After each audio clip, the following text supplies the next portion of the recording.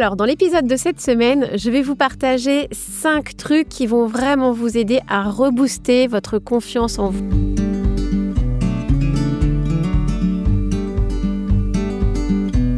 Moi, c'est Julie Souchard. Je suis coach professionnel accrédité ICF et praticienne Soul Coaching certifiée. J'accompagne les femmes RH à s'affirmer pour retrouver la paix, l'énergie et concilier vie privée et vie pro. Et surtout, n'hésite pas, je te mets en lien de cet épisode l'accès à un défi gratuit 28 jours pour t'affirmer.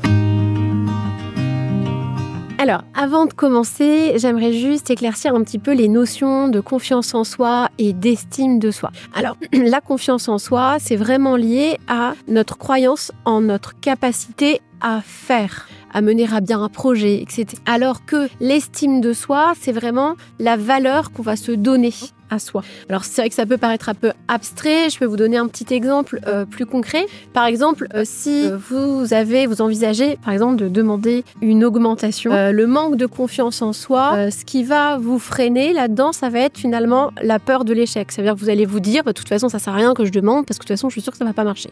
Alors que quand on manque d'estime de soi, ça va être plutôt carrément le fait, je ne mérite pas cette augmentation, donc je vais même pas la demander. Vous voyez ?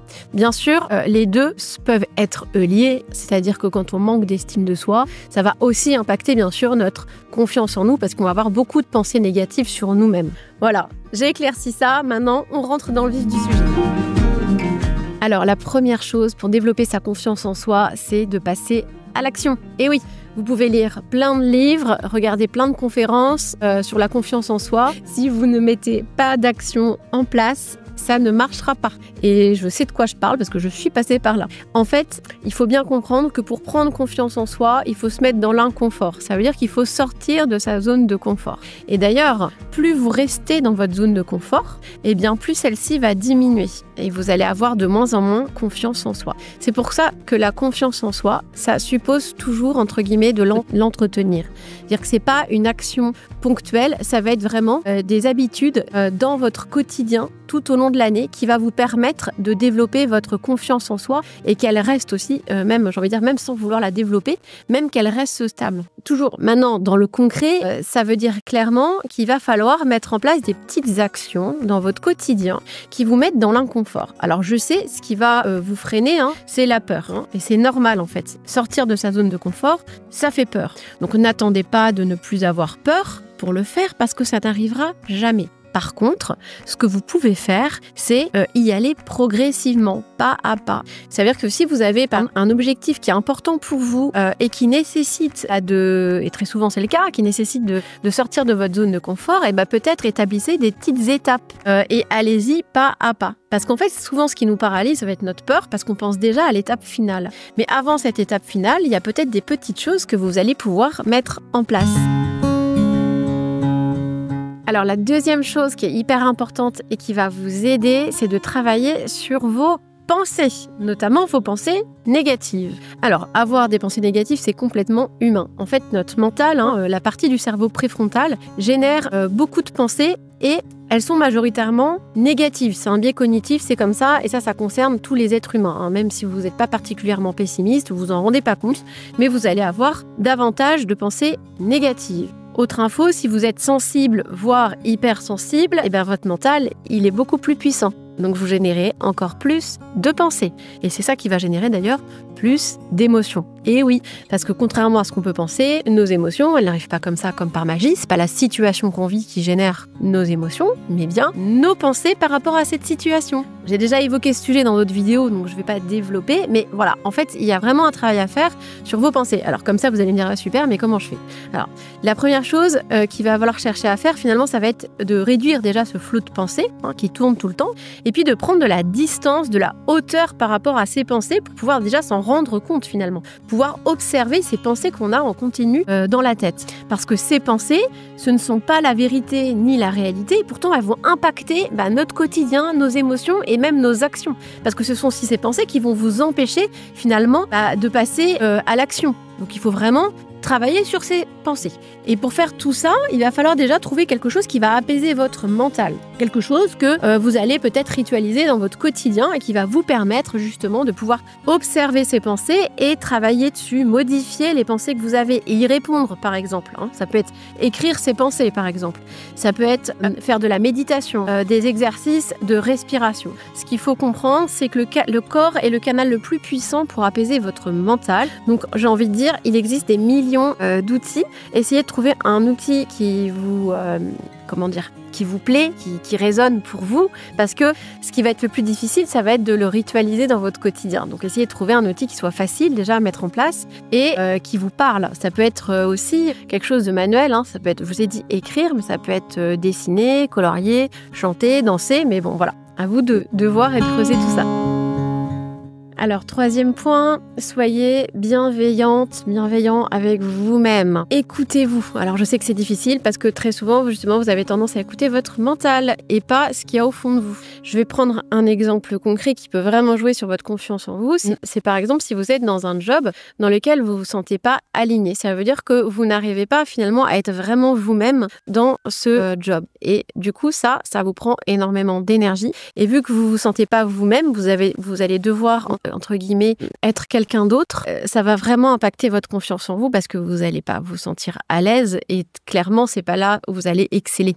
Donc là, clairement, c'est en lien avec ce qu'on appelle l'alignement, mais ça suppose justement de s'écouter, de prendre soin de soi. Et surtout, arrêtez de vous fixer des objectifs inatteignables. Arrêtez de vouloir tout faire par la perfection, ça n'existe pas. Ça, c'est pareil, c'est une pensée irréelle. Et du coup, non seulement vous allez vous épuiser, mais ça joue sur votre confiance en vous. Autorisez-vous à faire des erreurs. Vous êtes un être humain et c'est normal. C'est ce qui vous permet aussi d'apprendre aussi, déjà de façon générale, et d'apprendre aussi à vous connaître. Autorisez-vous à ne pas toujours être au top, ne pas toujours avoir le sourire, parfois être fatigué, etc., etc. C'est vraiment ça, cette bienveillance que je vous demande. Et ça, c'est vraiment quelque chose qui va vous aider justement à prendre confiance en vous et à lâcher prise. Un 4e point qui est vraiment important, c'est d'apprendre à se connaître. Parce que apprendre à se connaître, c'est aussi ce qui va vous permettre de vous accepter. Ça va aussi, justement, ce travail de connaissance de soi, ça va vous permettre d'identifier, justement, par exemple, les croyances négatives que vous avez sur vous et de les modifier, de comprendre comment vous fonctionnez et de ne plus être dans la résistance par rapport à ce fonctionnement, de l'accepter et de mieux le vivre. Si je prends l'exemple de la sensibilité, parce que j'ai beaucoup de clientes qui sont hypersensibles, pendant très longtemps, en général, on le vit mal. Et moi, c'était mon cas.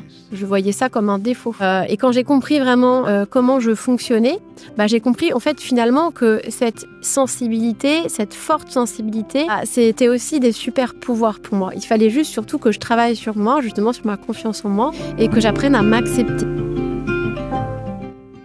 Et ce qui va vraiment vous aider à rebooster votre confiance en vous de façon durable et efficace, c'est de vous faire accompagner. Alors vous allez me dire oui, c'est juste parce que tu cherches à vendre ton programme. Non, c'est la réalité. Pourquoi ? Parce que, et je pense que par exemple la confiance en vous, c'est peut-être quelque chose que vous avez identifié depuis un moment, le manque de confiance en vous. Certainement que vous avez lu des choses, vous regardez des conférences, vous êtes en train de regarder ma vidéo, mais concrètement, derrière, en fait, vous mettez pas d'action en place. Ou alors vous essayez de le faire, mais ça fonctionne pas, ça ne tient pas sur la durée. Et ça, c'est complètement humain en fait. C'est pour ça que se faire accompagner, ça aide beaucoup. Et moi, j'ai vraiment créé un programme pour vous aider justement à être dans le concret, dans l'action et à mettre des choses en place parce que je sais que c'est ça qui fonctionne vraiment. C'est pas juste vous donner de l'information, comme je le fais à travers mes vidéos. C'est vraiment vous accompagner et vous aider à mettre des choses, à créer de nouvelles habitudes finalement pour devenir la personne que vous voulez devenir. Et pour vous aider, par exemple, il y a du collectif, parce que le collectif, c'est super puissant justement pour trouver la motivation. Et quand je dis collectif, c'est 10 personnes max dans mes sessions, parce que l'idée, c'est de pouvoir échanger, partager. C'est aussi, bien sûr, des séances individuelles pour vous accompagner individuellement, personnellement, à atteindre vos objectifs. C'est aussi une plateforme d'auto-coaching pour pouvoir vous donner de façon illimitée plein d'outils justement des outils très concrets, faciles à mettre en place dans votre quotidien, vous donner aussi des petits outils, des exercices pour vous aider aussi à apprendre à vous connaître.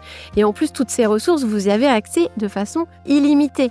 C'est aussi une séance de design humain parce que ça, c'est super puissant pour apprendre à se connaître. Ça vous fait gagner un temps de fou. C'est une séance qui dure 2 heures, c'est une séance individuelle et derrière, franchement, vous allez mettre fin à plein de croyances négatives. Et vraiment, je vous dis ça vous fait gagner du temps parce que c'est vraiment la sensation que j'ai quand j'ai le retour à chaque fois de mes clientes. C'est magique. Et puis, il y a aussi la communauté. Ça, c'est pareil, c'est quelque chose qui perdure même après la fin du programme. En fait, vous allez rester dans cette communauté avec des personnes bienveillantes qui ont fait le programme, qui font le programme et avec qui vous allez pouvoir continuer d'échanger et puis surtout aussi avec moi. Donc voilà, comme vous avez compris, il y a plein de choses. C'est un programme qui dure 4 mois parce que justement, on a besoin de ce temps-là pour faire les choses progressivement et pour pouvoir ancrer vraiment les choses et avoir de vrais résultats. Et puis si vous n'êtes pas convaincu, allez voir dans le lien en description de cet épisode parce que vous allez avoir aussi il y en a au moins 10 ou 12 maintenant des témoignages. Alors, j'en ai d'autres encore plus, mais j'en ai sélectionné plus de 10 sur ma page de vente. Donc n'hésitez pas à regarder. Et puis si ça vous intéresse, pour postuler à mon programme, il faut prendre rendez-vous avec moi pour que je valide entre guillemets votre candidature, juste pour vérifier que ça répond bien à votre besoin, puis surtout pour vous, voir si vous avez envie de travailler avec moi. Allez, je vous souhaite une très belle semaine et je vous dis à la semaine prochaine.